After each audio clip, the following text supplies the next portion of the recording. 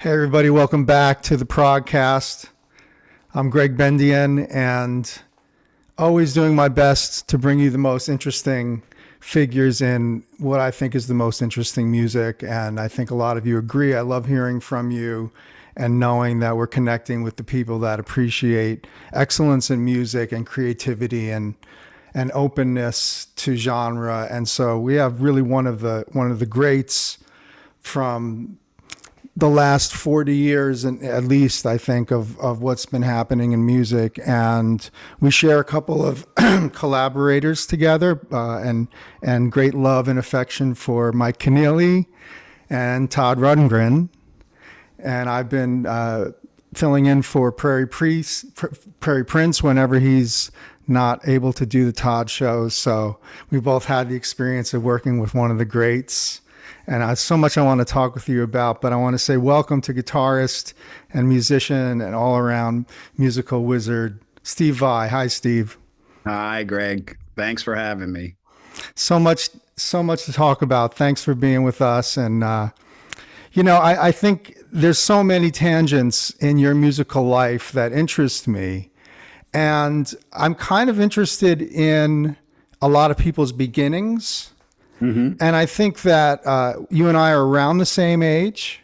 I'm heading into 61.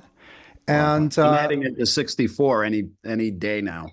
I understand. Yes. So just thinking, we must have grown up with the same radio stations. Mm. And where are you from? I'm from North Jersey, from Teaneck. Oh, yeah. So I'm right across the GW Bridge. And WNEW-FM was.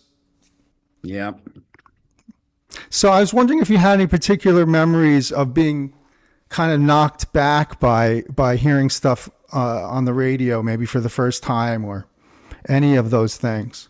Well, it's interesting. I always loved listening to the radio as a little boy, and maybe you remember those little portable radios. Mm-hmm.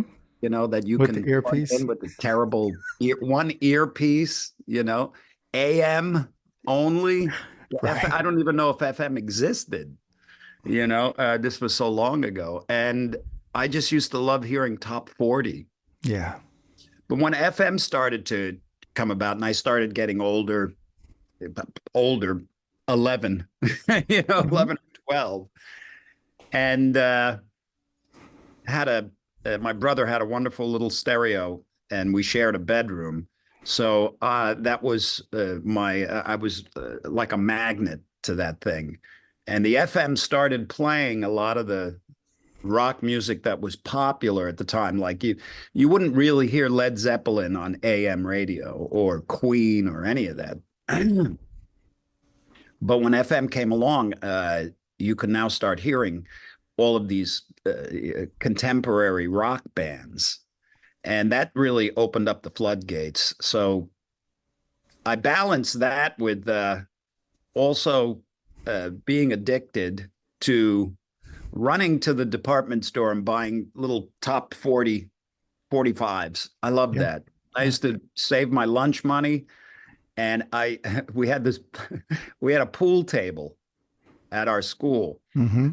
And I was very good at pool. It was one of the few things I was, and I used to beat the heck out of the kids and take their money and go and buy 45s. That's great. That's really cool. I remember buying Frankenstein on a 45. Yeah. I think I have that one too. Yeah. Yeah. So it was kind of, I was thinking about this, that you and I grew up with instrumental hit singles. Hmm. And how important that was for me. Did you feel the same way?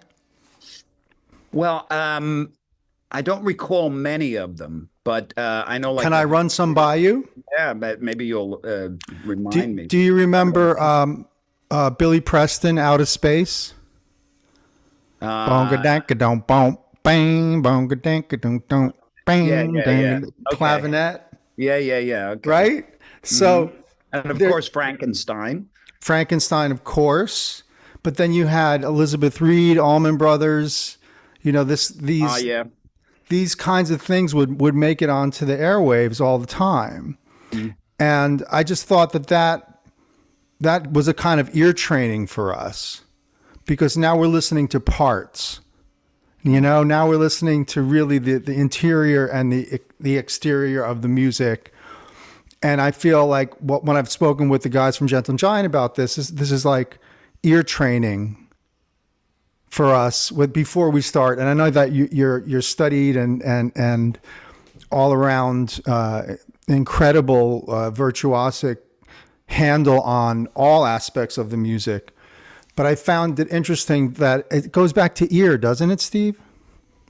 Well, yes, it always goes back to, first and foremost, the interest of the listener. What is it? Because everybody's different. There isn't one person that has ever lived or ever will live that has exactly the same attractions. And, music is not exempt from that. And you can recognize that in the laboratory of your own mind, what music has a pull to you, and someone like myself, when I think back when I was very young, like 5, 6 years old, and I discovered music. I happened to have discovered it just by playing a piano a little bit and seeing the music. And I instantly recognized the structure of hearing something and imagining what it looks like on paper, and the recognition that if I knew that language, I could create music that you write it down and it's there, And so this insight into the compositional process just lit me up. I didn't know anything about what was happening or the future or anything like that. It was just a simple and innocent recognition of the construction of music, and that you, as an individual, if so desire, have the power to construct it. And that if you know how to wield the language of music, your inner compositional landscapes, your ideas will flow onto paper, and then people will play it. So that was a very early recognition, and it never left me. And it always was active in the background. I wanted to be a composer, and I liked, for some reason, although I was purchasing 45s and listening to AM, I liked high information music. It just stimulated me, and high information music with heart, and soul and creative impulses in it. So, but then when I was 12, my sister came home with Led Zeppelin. And that was it. Once I heard Led Zeppelin, I said, okay, rock and roll, baby. I'm going to play the guitar. And I was so fortunate. I had 2 very fortunate situations in my youth. One of them was a friend that lived down the street, John Sergio. John was a couple of years older than me. He lived 2 houses away. He was one of my best friends, but he had incredible appreciation for music, and especially prog and high information music.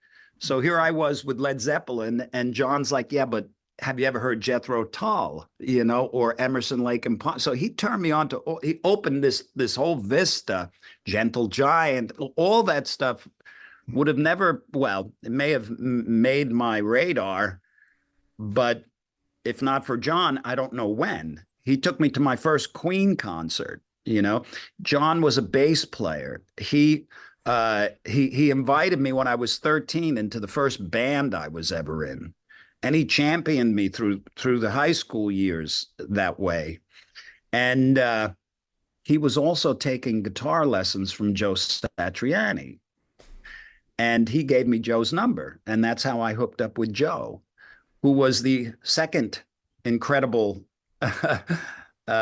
thing in my life, my career. And I guess I would say the third was my high school music theory teacher, Bill Westcott. For the entirety of my 7th through 12th grade education, I took his music theory class, and he taught me how to compose. He helped me connect the dots. He taught me everything about music theory that I know today, regardless of Berklee. Right. I mean, this was years of intensive grinding, and I wrote my first orchestra score in high school for the high school band, the high school orchestra. And then, when I discovered Zappa,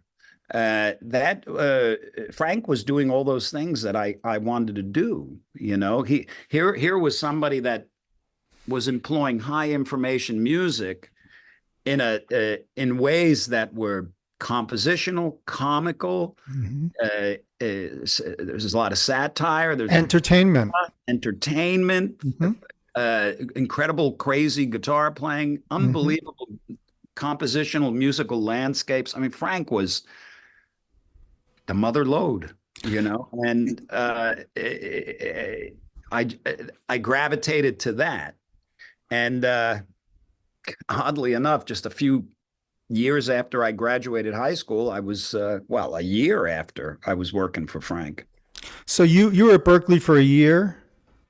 About a year and 3/4 or something. But you already had begun this journey into extended guitar technique?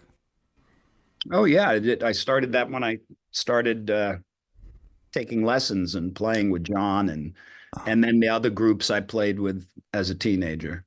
Because that's very interesting to me because, if you know contemporary classical stuff, when I was coming up in college, it was really big to have extended techniques for acoustic instruments and flute multiphonics and saxophone multiphonics and all of this stuff.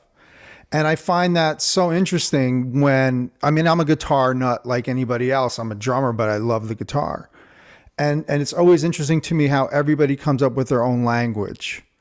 And I was listening to, speaking of Frank, I was listening to Stevie's Spanking where you duet with Frank. Mm-hmm. I have to say, brother, that is some of the most beautiful music I have ever heard. Was that just a spontaneous thing that happened, or how did that go down? Nothing happens without Frank's approval. He invited me to play with him. Only time, right? Oh no, there was. There was a couple of opportunities. But I mean, for no other players ever played duet with him on stage that I'm aware of as a Zappa nut. Other guitar players? You might be correct about that. I was surprised by it. It was like a moment in the Zappa's universe that was very unfamiliar to me. And I thought, this is an interesting moment because you guys are there as equals. You're playing, but you're listening to each other. Yeah. Some incredible feedback moments. Yeah. Where it just like blends and hangs. It's so beautiful. Yeah. Now that you mention it, it is kind of remarkable that Frank allowed that. Isn't it? Yeah, it really is. And we did it every night. And sometimes it went on and on and on. It was magnificent. It was just magnificent. I'm so thrilled by that because I know that some people who have worked with him had said, Frank doesn't collaborate, he accommodates. It's so interesting. I never thought of that. And now that you mention it, yeah, that's wild. So that interaction, you guys are in what I think Thomas would call the vector. Am I right about that? It could be, yeah. So can you tell people about the vector because you were in it? You mean the orbit of Frank Zappa? No, I mean the on-stage volume of Frank, because it seems to me that you guys are pretty cranked up. It's really loud on stage. Am I wrong? Or how would you have that power? Frank, I'm told by Thomas, was very loud on stage. Uh-huh. Frank was very loud. When his guitar kicked in, it was devastating. Um, I, as a stage musician, had a controlled volume that blended, just like Ray and Ike and everybody else. And I don't know. I never saw it as an issue. When I stood with Frank next to him like that, I knew what I was playing. I could hear what he was playing, and I could hear what I was playing. Obviously, Frank was dominant in the mix, but you're standing next to Frank Zappa, and you're jamming. So you you you're connecting in different ways. Do you know Hmm. what I mean? And I could hear myself enough. Yeah, it's a fantastic musical moment, and I was thinking about those impossible guitar parts, and how there's this complete chaos and there's complete order in Mm, Frank's music, yeah. and how interesting that is. We grew up on that. Yeah. The chaos was completely controlled by Frank, though. Yeah, You know what I mean? His overview of everything that happened was his overview, and he controlled it all. If he wanted chaos, we gave it to him, but it was at his request. You know what I mean? sure. And I also found it interesting that you began the process of transcription of what's now become Frank's library, right? Well, what happened was in the very beginning, I had transcribed. I was fascinated with transcribing when I got to Berkeley, even before that. Uh, and I had transcribed the Black Page. Um, Frank had already composed it, so I didn't know how accurate my transcription was, but I sent it to him, and he sent me a copy of the Black Page. And I guess he felt that my transcription was close enough where he hired me as a transcriptionist. So my duties, he actually wanted to try me out for the band, but I was 18 and it was too young. So he hired me to transcribe for a few years before right after my 20th birthday, the next day, I moved to California and started going up to the house and, eventually started recording a lot and then rehearsals and audition and rehearsals. And then I was in the band. But part of my transcription duties at the time was at that time, in order to copyright a piece of music, you had to send a lead Right. sheet to Washington. And the lead sheet had to be a pretty good facsimile of what the song was. So Frank had many of his lead sheets sent in, but there was, that's a heavy lift, especially when you're as productive as someone like Zappa, because you can't keep up Yeah. with all the necessary lead sheets. So I was charged with the responsibility of going through. This was one of my duties, was to go through his entire catalog up to that point, which was I think You Are What You Is, and make sure there were lead sheets for everything that were pretty close facsimiles. So I did that. And another uh, heavy lift was the guitar transcriptions. That's very different than lead sheets. And Frank issued a book called the Frank Zappa Guitar Songbook. And in it is my transcriptions with drum parts. I transcribed Vinnie Colaiuta's drum parts. I love doing that. I mean, it was so rewarding. Another part of my responsibility with Frank was sometimes transcribing things that he taught us in rehearsal so that we had parts. Another was occasionally he would just have me transcribe. For instance, I transcribed the entire Roxy album, every note, and he Two liked, drum sets. yeah, he liked having that stuff. Holy shit. I Yeah, never knew this before, Steve. This is yeah. exciting. One of my favorite projects was Gregory Peccary Yes. because Gregory Peccary was constructed by Frank by any means necessary. And what that meant was here's some music, let's change it. Now here's a big chunk of orchestra. Now let's go to play this. And Frank did, it was any means necessary. And Gregory Peccary was a manifestation of all of these various methods of getting the point across. But there wasn't one document that was Gregory Peccary, So he gave me all of the scraps, and I was charged with the responsibility of creating a score. Wow. Yeah. And that's such a heavy, epic piece, which incorporates so many different things. Early Mother's material, I think. Yeah, I'd say it's got everything. Frank composed a lot of it in a wheelchair.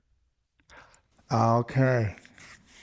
Yeah, that's major. And then, I mean, we could talk about Frank all day, but I know you got a lot of stuff going on. So I wanted to also ask you about your long and abiding love for Todd Rundgren and his music, and Todd's special connection with Long Island. There seemed to have been, I think, back in the day. I remember something about that, and where you were when you first heard Todd stuff, and what did you see Todd live? Tell me all about it. Yeah, well, another incredible resource for diversive music for me was Satch. During my lessons with Satch, he turned me on to, I heard about Jimi Hendrix, and Wes Montgomery and Alice Cooper. I mean, Joe fed me a steady diet of diverse music. It was fantastic. And one of them was Todd Rundgren. And when I heard Todd, it's just something just lit up. And I think around that time, the Raw album came out. I went through like multiple cassettes of that record. Roz got, yeah. And I just, and the first time I saw Todd was a Utopia tour. I can't remember the year. It must have been 74, 75, maybe. 3 keyboards? I can't remember. No. They had the big pyramid and everything. That's Raw. That's like 78, I think. Yeah. So that was maybe it was later. Yeah. Mm-hmm. That was at the Calderone Concert Hall. Right. And so I've always admired Todd. He kind of, he's one of those artists that his DNA just comes across. You can really hear it and feel it. There's something in his creative muse that just has, it's got an ingredient that touches some people, and I was one of them. And I followed him through, his whole career basically. And then I got a call from him. Actually, it was an email, and he was working on a record, and it was a particular type of record that he makes where he reaches out to various musicians and sort of co-creates with them. And he was interested in doing this with me, which was kind of a stunner, And I sent him like 27 pieces of music, little snippets of things and full tracks. And there was this one track that I had basically recorded for the Real Illusions record, but I didn't have enough space on the record. So I put it on the shelf and always wanted to flesh it out. It was a song I had called The Death of Darkness. And I sent that to him, and that's the one he chose. So I sent him the stems, and he replaced basically the drums, the keyboards, and he added a solo. Right. And beautiful, beautiful solo. I was stunned to hear Todd Rundgren's beautiful solo over my chord changes, So, and this process went on for like years because it was during lockdown, and I didn't, I'd send an email, I'd hear back 6 months later, you know what I mean? Yeah. So finally I got this track, and it had the redone. He had his band redo the drums and bass and keyboards. and he added a solo, and he said I was thinking of leaving it instrumental. Now, I would never be one to, you know, Yeah, of course. say anything to someone like Todd Rundgren, you know, but I did. I shored up my courage, and I said, you know, Todd, I would give anything to hear you put a vocal to this, you know. And I didn't hear from him for like a year. Yeah. And then I get the track, and I almost died. I still, to this day, when I listen to that track, Eco Warrior Goddess, Yeah. it's remarkable to me because he found all the melodies and the vocal chord mentality is so brilliant. It's just so brilliant. And the funny thing to me about that track is it sounds like Todd, but it sounds like me also. So that was a real beautiful kind of converging of two artists that a particular part of their musical DNA merged. I say it is one of the most impressive Todd tracks of the last 20 years. I put it up there with Courage and more recent masterworks, but this, to me, the vocal arranging, the melodies, the instrumentalism of it, it's just so exciting. And I have to tell you, Steve, totally classic Utopia. Yeah, right. Classic Utopia. Yeah. And I wasn't thinking about any of that when I wrote the track. No, but the modulations and the whole the chords, it's so freaky. It was like, wow, this is a lost Utopia track. Yeah, what a surprise and delight. Yeah, the vocals are great. The whole thing is so great. And And it's funny because I asked him, what are the lyrics about? He said, Greta Thunberg. yeah, that's right. Echo Warrior Goddess above the Amazon and the planet. Eco Warrior Goddess. Yeah, you listen to the lyrics and you. What are your couple of favorite all-time Todd songs then?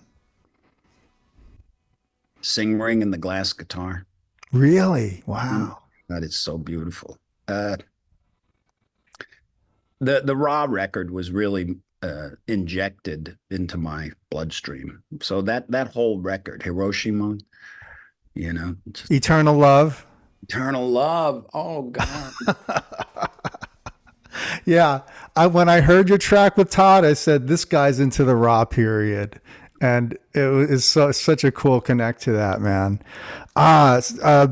Just wanted to really quick just hear a little bit about your work with T.M. Stevens since we recently lost him. Yeah. I was looking for a bass player for my Sex and Religion tour. And I started seeing TM on TV. And he just represented everything I was looking for. That big presence, big sound, colorful. And I reached out and he was interested. And it was just so great working. I loved him so much. We all did. You know, TM was, he was funny. He was interesting. He was wild. Mm-hmm. And we did the record and it was great. And when we went to do the tour,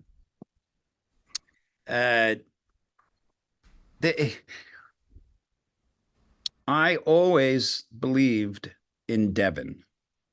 You know, there was something in me that knew that there was something intense and special. Mm-hmm. I didn't really get to uncover the vast majority of it because he was kind of under my thumb.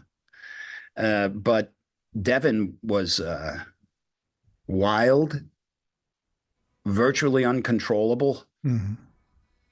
I got a big kick out of it all, Mm-hmm. his antics and stuff like that. But I knew we also had a connection, you know, it hard to explain, but I knew that there was just something in there that was untapped. And because of that, he was young and he was wild, and that put off some people. So, you know, perhaps that's why TM didn't want to do the tour. Uh, but we still, remained friends and in contact. And then, he went his way, and at that time, he was fine, you know. Yeah.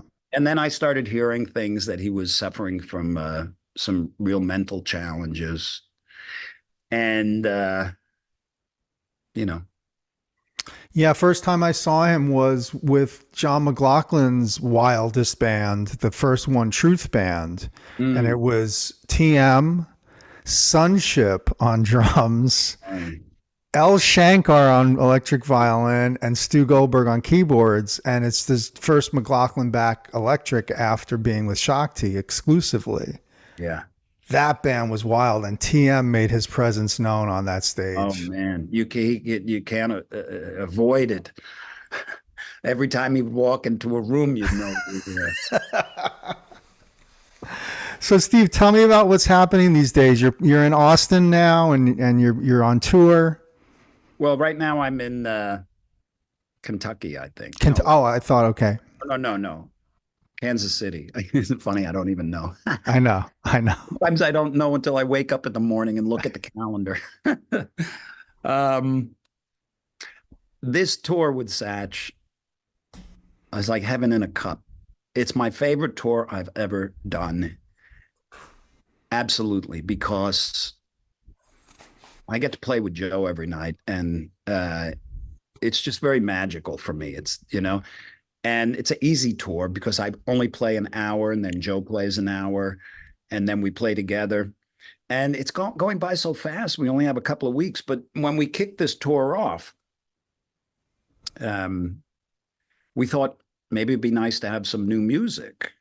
So we started working on new music, and we came up with 3 tracks: The Sea of Emotion, Part 1, 2, and 3. And Part 1 was released as a single with a video that Joe's son Zizi made. That's pretty funny. Cool. And it was so much fun doing that we just, let's make a record. It's time, you know. So we just started to exchange ideas. We haven't really had a chance to get together and do it because our schedules, and while we're on tour, it's impossible. So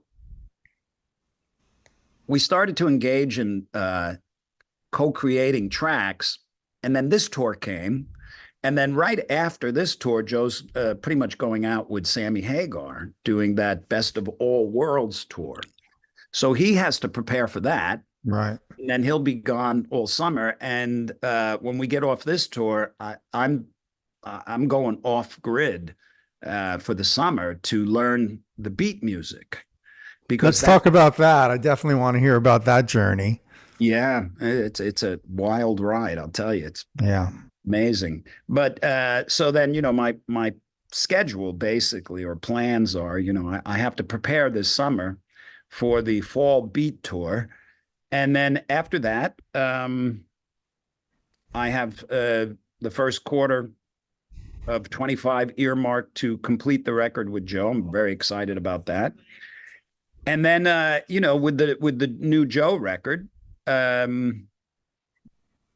quite likely there'll be some more touring, Europe,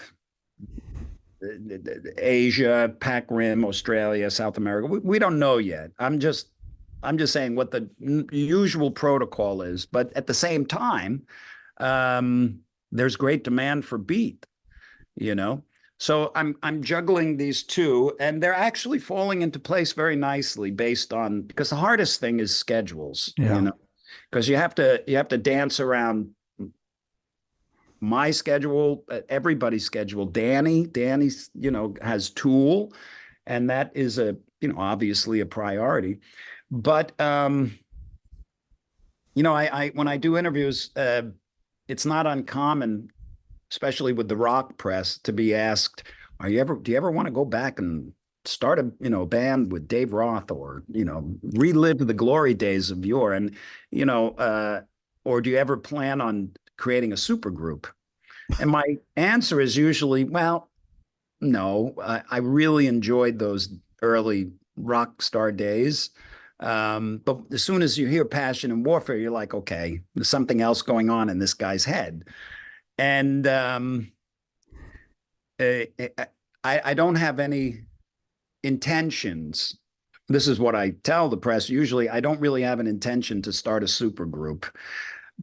Having said that, if the right situation came along where there was a group of very creative and talented people who were willing to play relatively abstract type music that's accessible and enjoyable, but intensely creative and unique, I'm happy to hear about it, but nobody's knocking on my door. Yeah, but Steve, once this beat thing gets going, Yeah, that's what happened. Adrian Belew knocked on my door, and I'm like, you have Tony Levin and Danny Carey, and you're asking me to play this monumental, incredibly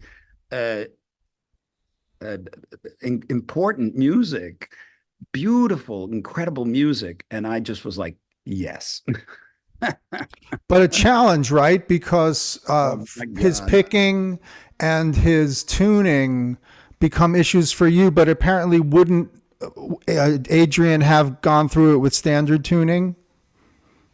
The period that we're performing music from, Robert used standard tuning, I believe. So I'm doing everything in standard. Great. Yeah.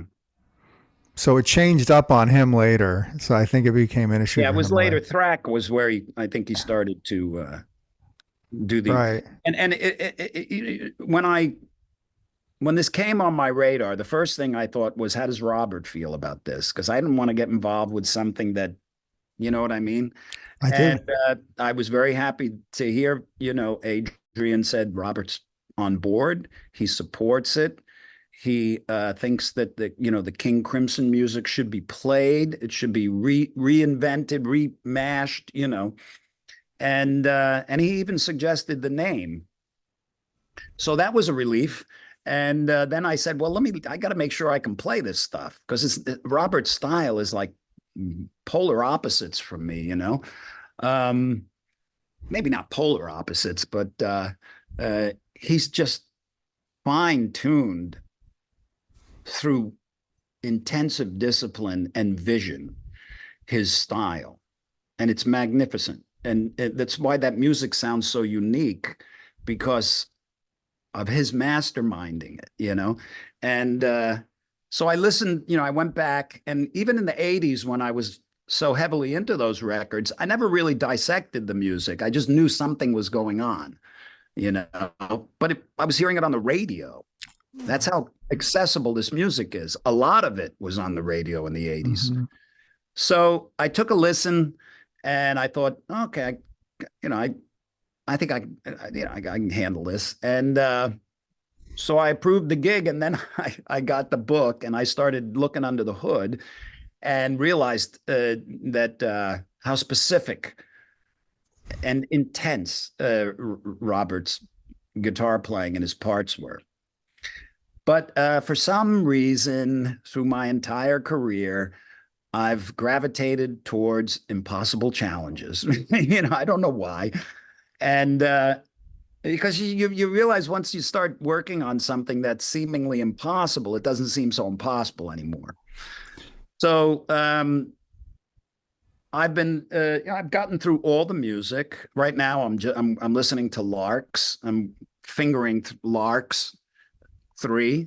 Yeah. And, it's just so magnificent, this music. And it's a lot to learn before the tour. Now, I know that there are Robert Fripp fan purists that would like to hear these parts performed exactly the way Robert played them. And I'm here to tell you that I'm doing my best to honor every note, but it may not necessarily be played the way Robert played it. Well, listen, this is the dilemma of the repertoire. I mean, it is repertoire now. It's 40 years. coincidentally also happening simultaneously, contemporaneously with you being in Frank's band, which I think is hilarious. Yeah, isn't that And funny? so now you're dealing with this. It's a solid bunch of material, and it's fun. It points to a time of fun and complex. You talk about high concept and fun. Yeah. Yeah, it's high information music, High but it sounds information. so accessible. And yeah, back then, I mean, you got to also consider that this music was performed by guys that were 40 years younger than we are now. Yeah. And uh but you know, it's going to be fantastic. You know, that music, what's interesting is you know, I've been invited to do things like not like this with this kind of music, but with other situations. And a lot of times they reach out to you based on your cachet. You know, like, well, you know, Steve would be good for this many tickets, and this guy is good for that many tickets. So sometimes the people in the background try to put these things together based on the sellability of the musicians.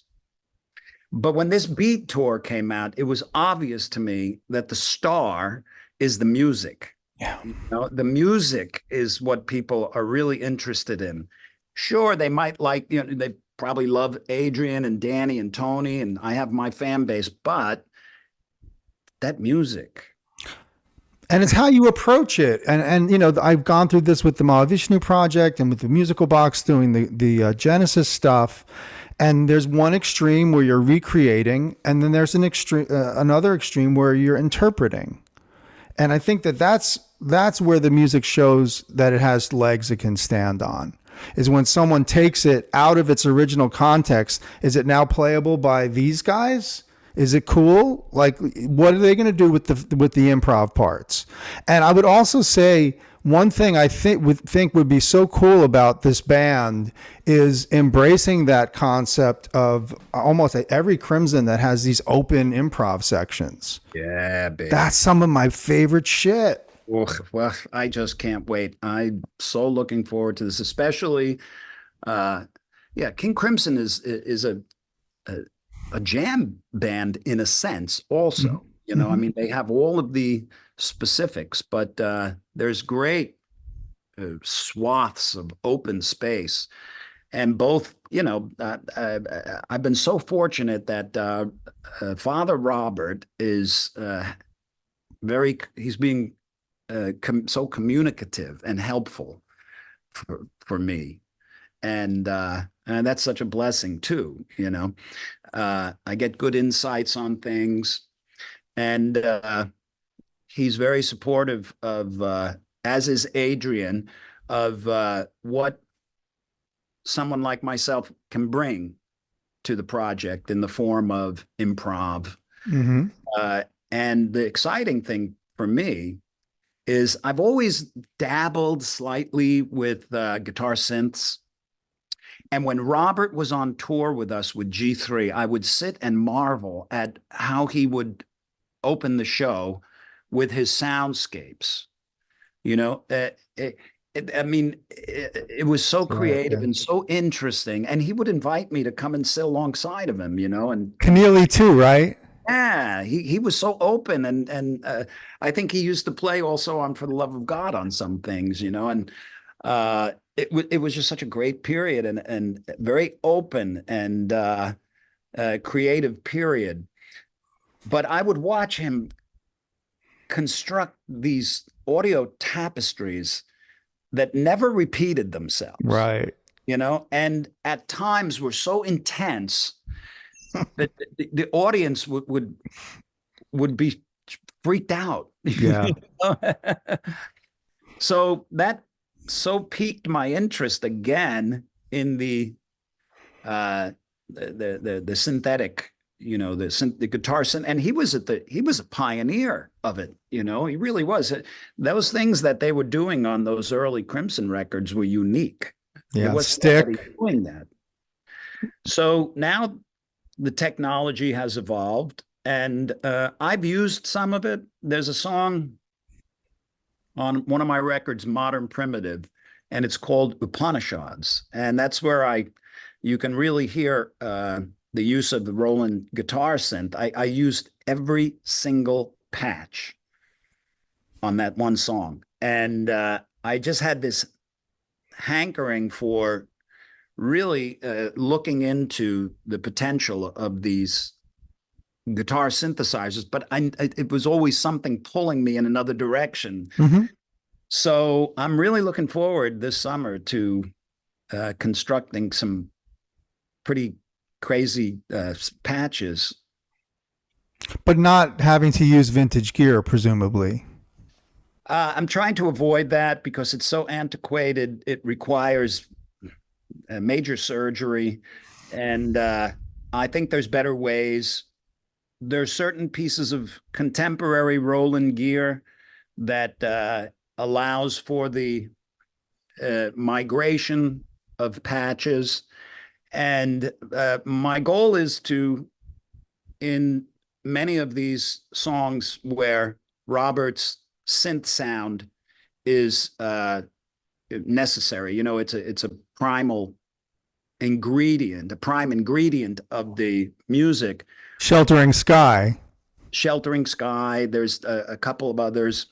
I want to honor and respect that, but you need, I want to bring more to it somehow without compromising the integrity of what's there.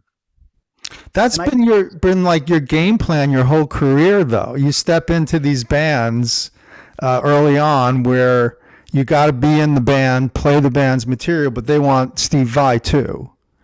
Yeah, that's inevitable with any artist. You take who you are with you into whatever. I mean, you mentioned Mike Keneally.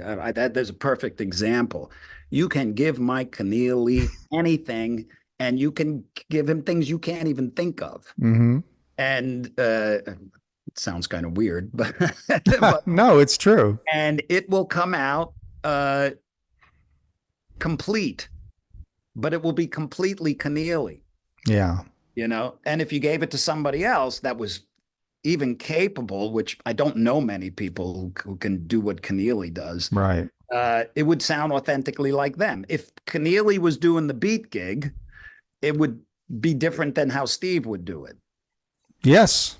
But it would still, I think the fans would still say, okay, I know those notes, Oh, well, look, we have this I call it reverence, Steve. We have a reverence for it, but also if you follow the playbook correctly, it's also personalized.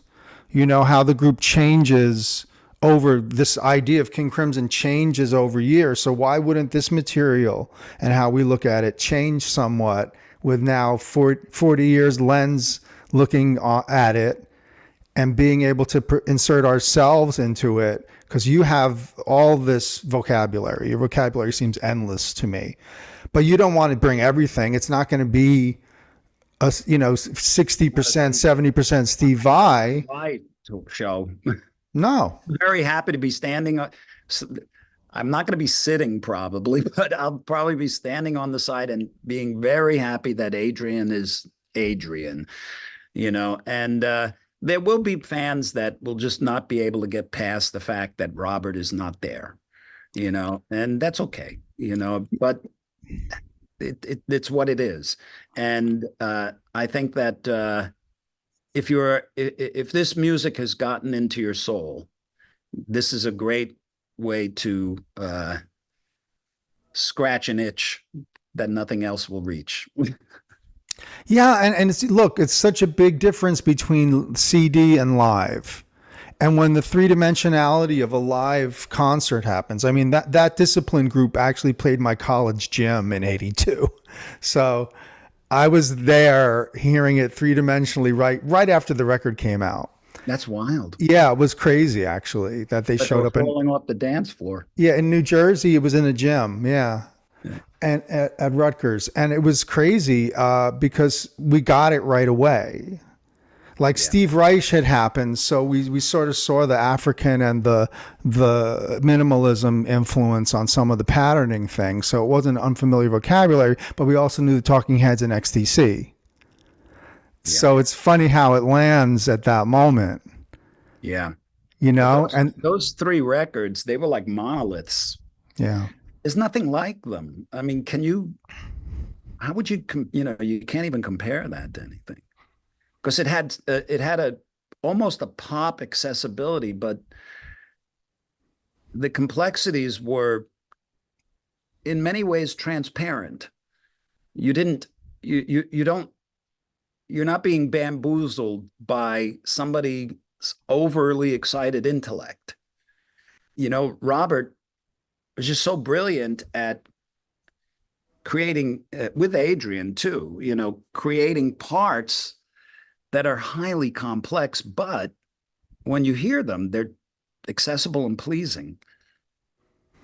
This is an interesting point because, yes, that's such a fine line to tread, right? Yeah.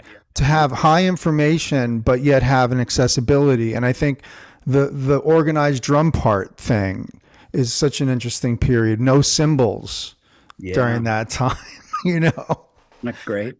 Yeah, it's just because obviously does it not make sense given the amount of three other parts that are going on, you know? It's a very interesting period. And I think also this is going to be a great reimagining and a kind of analyzing of the importance of this music. So a lot of people are very excited about it. I'm really looking forward to it and what you bring to it, really, especially. I mean, I saw Crimson a few times. It's like, okay, cool. But this is an interesting period, and it's like all the different periods in Crimson. This is its own period in Crimson. Its own period, and we've been careful not to encroach on other periods, so that Adrian is doing a fantastic job. Okay, of course. Captain. Yeah, but I think playing Red would probably be a good idea at some point. I do too. Wow, Steve, what a pleasure to speak with you, and I so appreciate you taking the time. I know you're on the middle of a really cool tour with Satch, and where can people find your stuff and all your tour dates and everything? Oh, I just normal places. My Instagram, Facebook, buy.com website. I guess if you subscribe to Instagram or one of the socials, you get fed info on what I'm up to. That's so cool. Really looking forward to this tour. I'm doing my best, and I just feel so blessed and honored to have this opportunity to take a little break from my solo career and dive into this situation with such incredible musicians and incredible music and such an incredible fan base. My deepest appreciation to this fan base. It's true. I did some shows with Richard Leo Johnson opening for Crimson on the Construction of Light tour, and the fans were silent during our opening set, and he was acoustic and I was playing percussion, and it was nothing like Crimson, and they were like, okay, check it out. So I think that there's an openness there too in that particular kind of listener. And I think that they understand that Crimson has gone through so many phases and the material has gone through so many personnel changes. I would like to think that they view it as a fluid process. Yeah, I mean, King Crimson as an entity is different than Beat. King Crimson is Robert Fripp. You know what I mean? And Beat is a celebration of that period with his blessing, and for those that are interested in that music of that period, this is a good opportunity to enjoy it live again. Looking forward to it. We're talking about starting October? No, I think we start in September. I think, we start rehearsing in September. I think the tour dates are, they're posted all over the place, and the the tour sold out in like three days. You know, there's some territories still have some tickets left, but you know, we're trying. They added some shows and they bumped up some venues. So, you know, hopefully there'll be more. We just have to navigate schedules. I also think it would be fascinating to hear that quartet writing original music together. Yeah, I've thought about that. Matter of fact, I had an idea that just came to me once I started practicing this beat stuff, and I played it for Adrian, and he was over the moon about it, sort of. But that's a delicate thing because this band is about the celebration of King Crimson music, you know, and to do something totally a new record or something like that. The future's not written, but it would be a new band in a sense, because I don't. Robert has a stamp that is King Crimson, and if you're involved with him, then it's that music, you know. But without Robert creating new music, I can't think to myself, okay, I'm going to write music now with beat, and it's got to sound like King Crimson. You know, that's not that wouldn't be an authentic ask for the fans, and also, you know. But having said that, this is an incredibly powerful group of talented people that could, if they chose, Down the road. Yeah, you never know. Yeah. There's just nothing is planned right now. Yeah. Just trying to get through this music right now. Job one, totally understood. It's certainly a daunting task, but I think just beautiful. So it'll be nice to have that form of beautiful music back in the world. And thank you, Steve, for being a part of that. It's super cool. Well, thank you for the support. Yeah, I really appreciate it. So everybody, thank you. My guest has been the great Steve Vai. This is the ProgCast. Please like and subscribe. Hit us on Patreon, please.